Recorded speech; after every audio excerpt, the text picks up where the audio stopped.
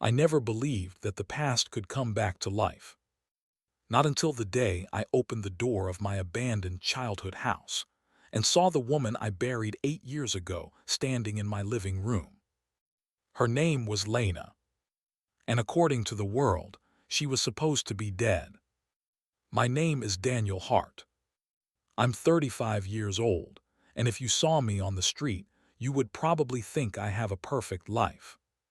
I own a real estate company. I drive expensive cars. I live in a glass apartment overlooking the city skyline. People call me successful. But success is a strange thing. It can fill your bank account without ever filling the empty space inside your chest. For 8 years, I lived with that emptiness. Because 8 years ago, I lost the only woman who ever truly loved me. Lena. We met in the most ordinary place in the world. A small roadside cafe. She worked there as a waitress, wearing a blue apron and a tired smile that somehow still managed to light up the entire room. I wasn't rich back then. Not even close.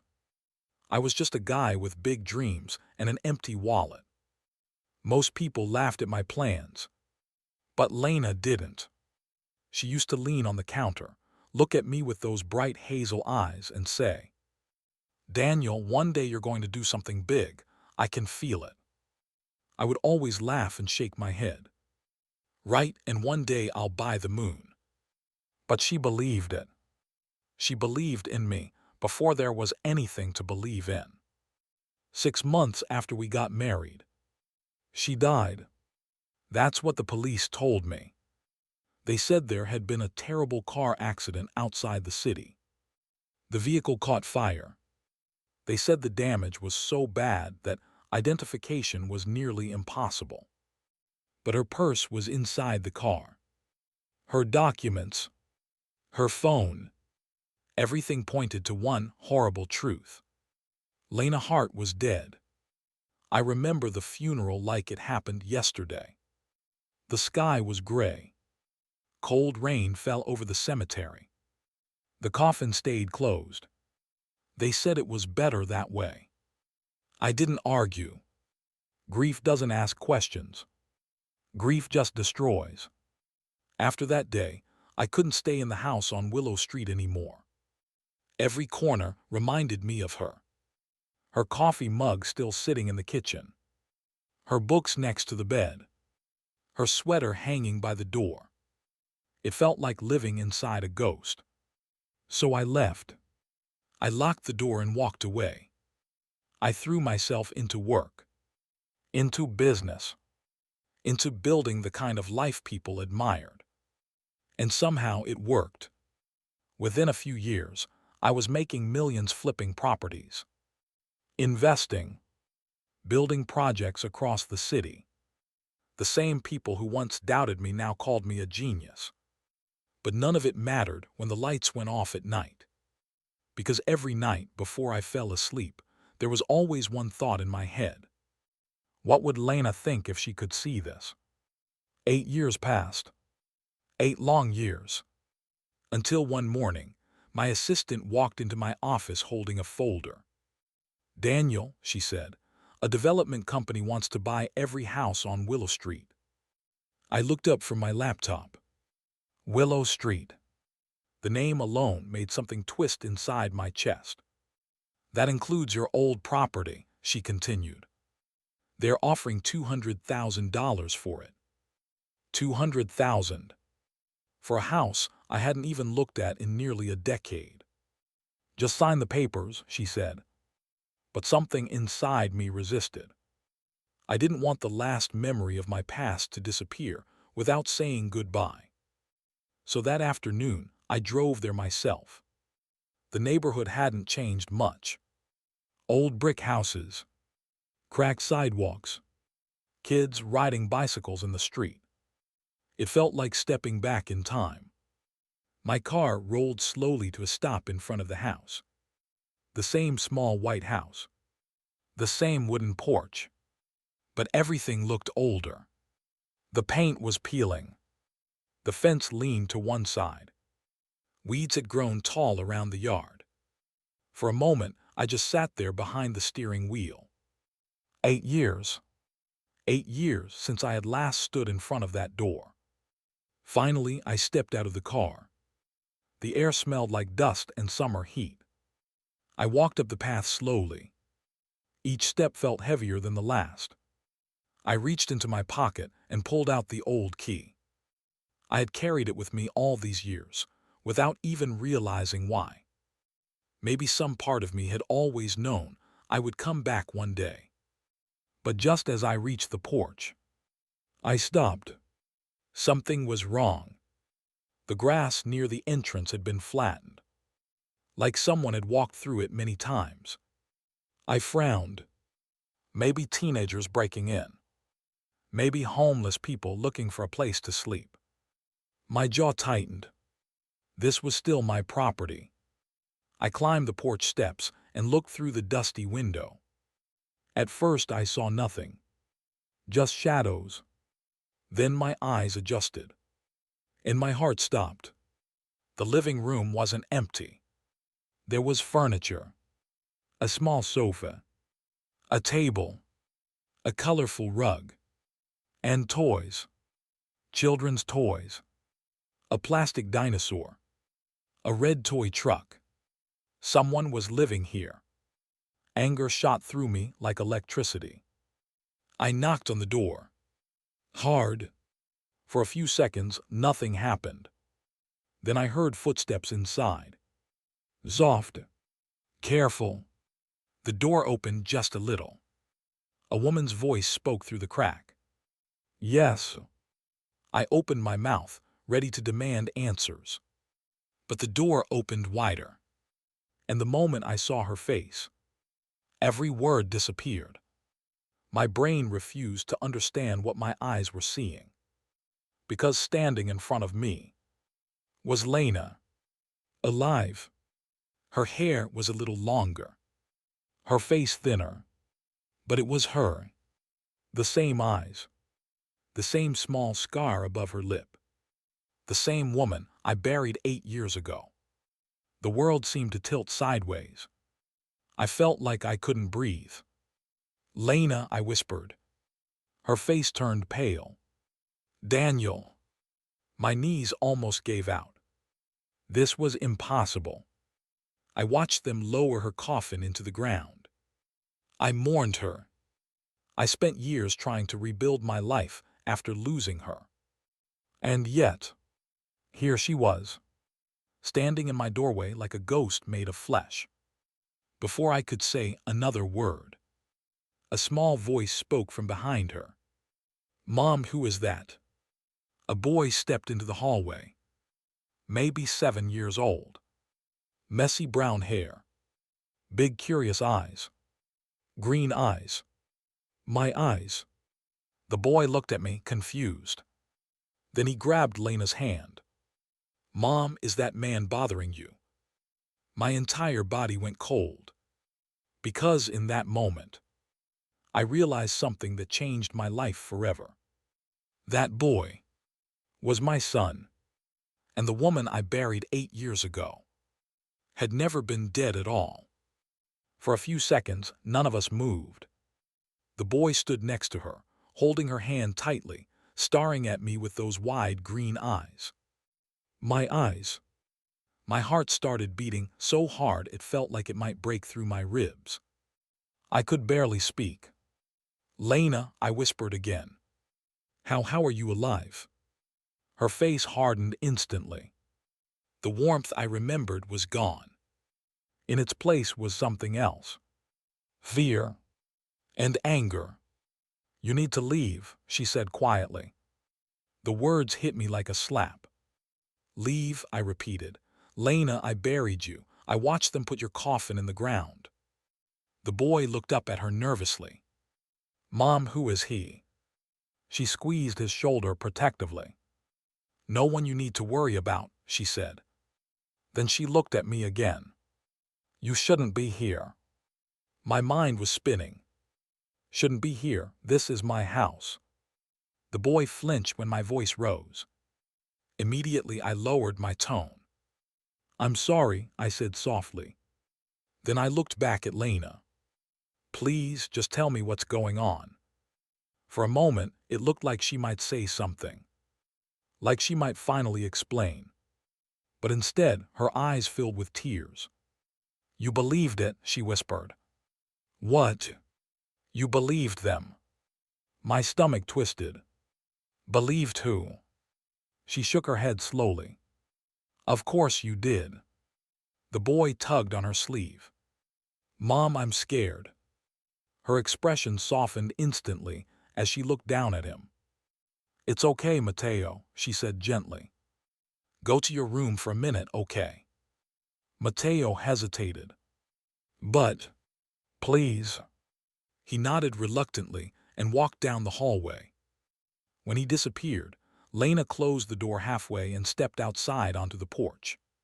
She didn't invite me in. She kept her distance. Like I was a stranger. Or worse. You shouldn't have come back here, she said. I stared at her. I didn't even know you were alive. Her jaw tightened. Exactly. My head felt like it was spinning. Lena, I mourned you.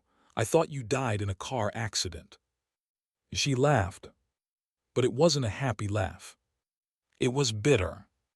You really never questioned it, did you? Questioned what? The fact that the coffin was closed. The words hit me like a punch. I opened my mouth, then closed it again. Because she was right. I had never asked to see her body. Never demanded proof. I had been too broken to think. I trusted the police, I said quietly. You trusted your mother. The moment she said those words, everything inside me went still. My mother, I repeated. Her eyes filled with anger. Yes, Daniel, your mother. My chest tightened. What are you talking about? She looked away toward the street, like she was forcing herself to stay calm. Your mother hated me from the moment we met. I knew that much was true. But I had always believed it was just disapproval. Not something worse. She thought I wasn't good enough for you, Lena continued. She used to call me every day when you were at work. What? Every day. Her voice trembled. She told me I was ruining your life. I felt sick. Why didn't you tell me? She looked at me like I had just asked the most ridiculous question in the world. Because she told me you wouldn't believe me. Silence filled the porch. The worst part was, I didn't know if she was wrong. Lena wiped her eyes quickly. Then one day, I found out I was pregnant. My heart stopped. Pregnant? With Mateo, I whispered. She nodded slowly. I wanted to tell you that night. Her voice cracked. But your mother came to the house before you got home. My hands curled into fists. What did she do? Lena looked at me. And in her eyes, I saw something I had never seen before. Pure terror. She told me to leave you. My throat went dry. What? She offered me $50,000 to disappear. I stared at her in disbelief. You're lying. Her eyes flashed with anger. You think I wanted this life, Daniel. She pointed inside the house. Look at that place. Her voice broke. I raised our son alone. The words hit me like a freight train. Our son. Mateo. My knees felt weak. Why didn't you come to me? I asked. She said she'd destroy me if I did. Destroy you how? Lena swallowed hard. Then she said the words that made my blood run cold. She said if I didn't disappear, she would make sure everyone believed I died.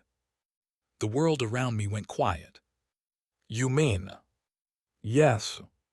Her voice was barely a whisper. She staged the accident. I felt like the ground beneath my feet had vanished.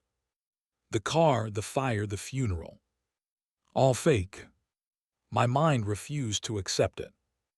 No, I said, that's impossible. Is it?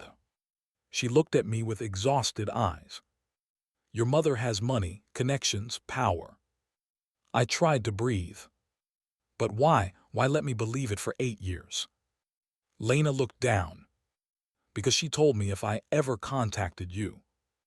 Her voice broke again. She would kill me. The porch fell silent. Inside the house, I could hear Mateo moving in the hallway. The sound of his footsteps. The sound of my son's life continuing. While I had been absent from every single moment of it.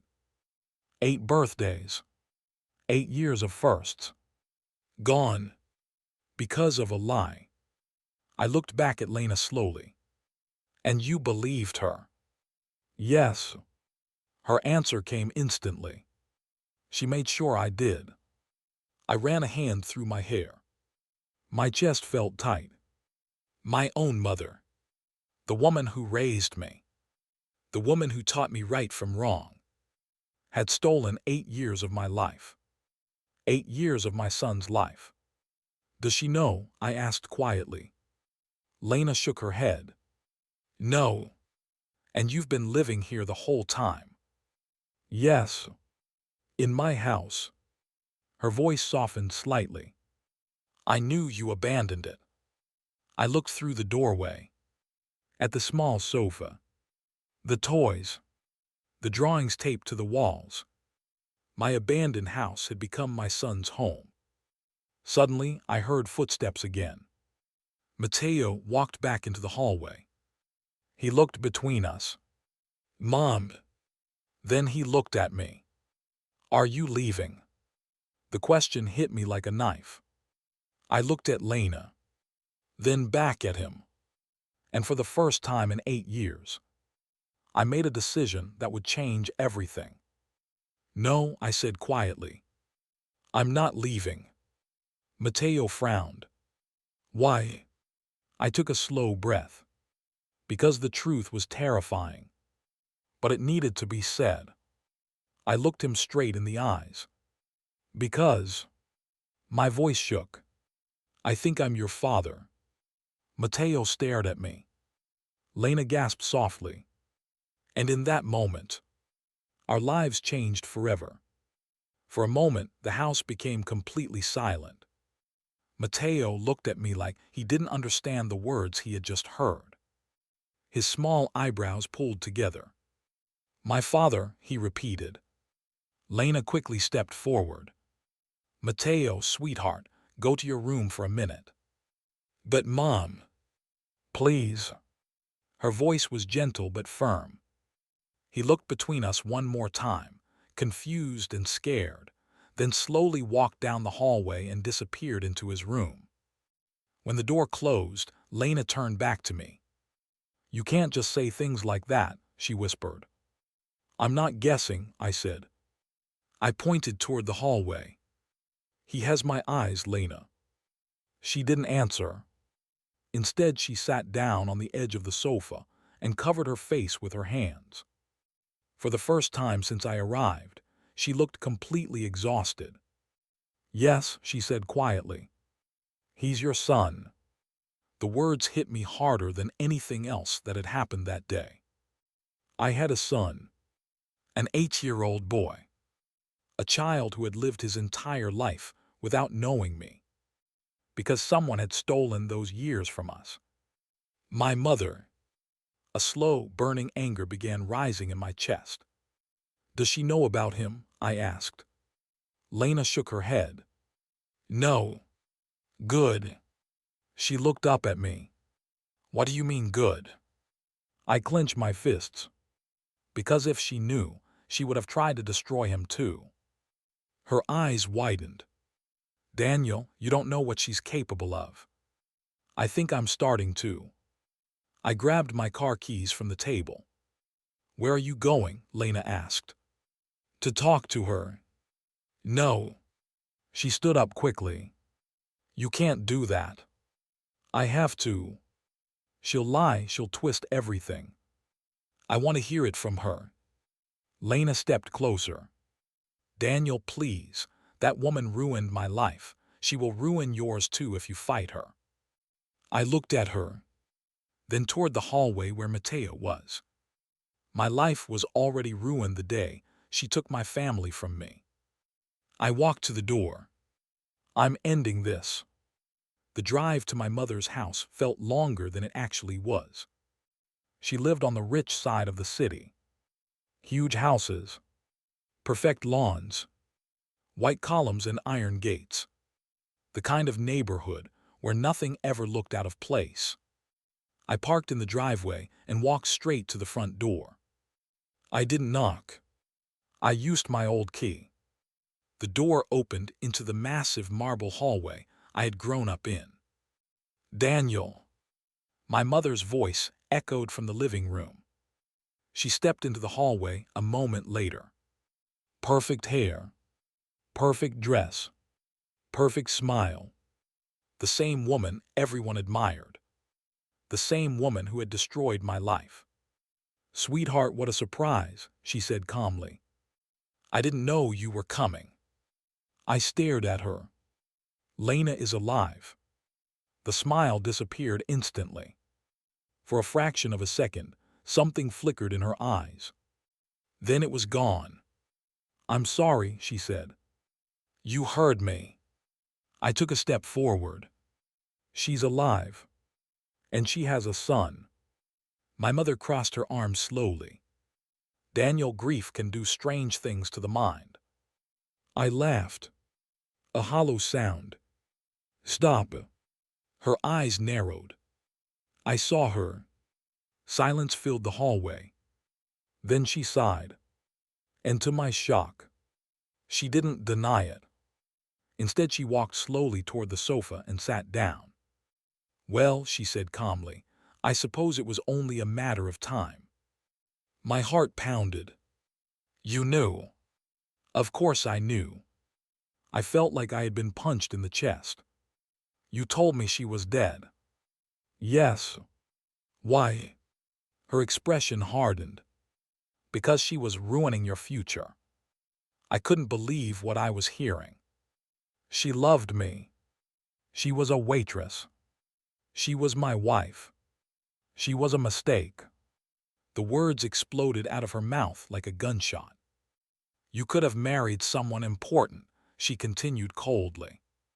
"Someone educated, someone from the right family." "You destroyed my family," I said. "I saved your life." I stared at her in disbelief. "You call this saving me?" I gestured around the giant house. "I have money, but I lost everything that mattered." Her voice rose. "And look what you became. A millionaire. A respected businessman. Everything I knew you could be." I shook my head slowly. "You didn't make me successful. You made me alone." For the first time, she looked uncertain. "You would have wasted your life with her." "No," I said quietly. "I would have built my life with her." The silence between us grew heavy. Finally, I spoke again. "You stole 8 years from me." She didn't answer. "You stole 8 years from your grandson." Her eyes widened.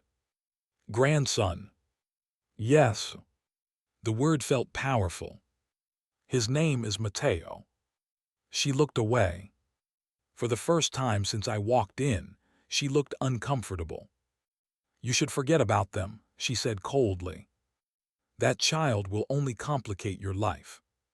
Something inside me snapped. "You don't get to talk about him." My voice was shaking with anger now. "You will never go near him." She stood up slowly. "You're making a mistake."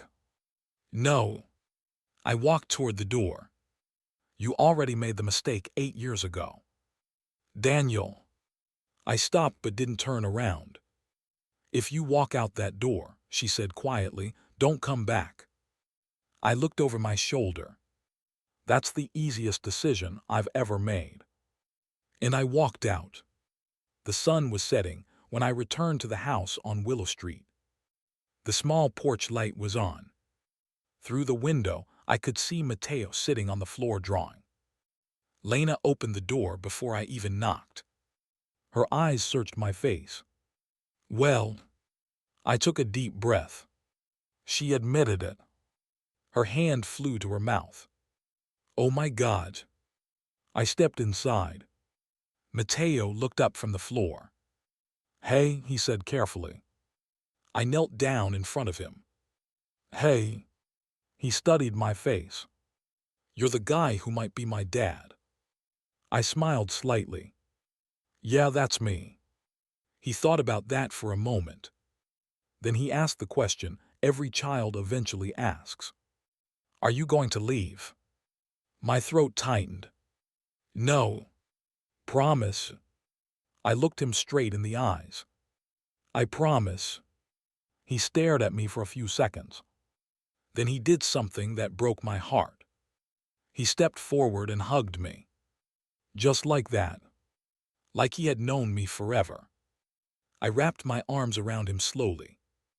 8 years. 8 years I could never get back. But for the first time, the future felt bigger than the past. Mateo pulled back and looked up at me. So if you're my dad. Yeah. Can you teach me how to play basketball? I laughed softly. Deal. Lena stood in the doorway watching us. Tears in her eyes. But this time, they were happy ones. Because after 8 years of lies, fear, and loss, our family was finally starting again. And this time, no one was going to tear it apart.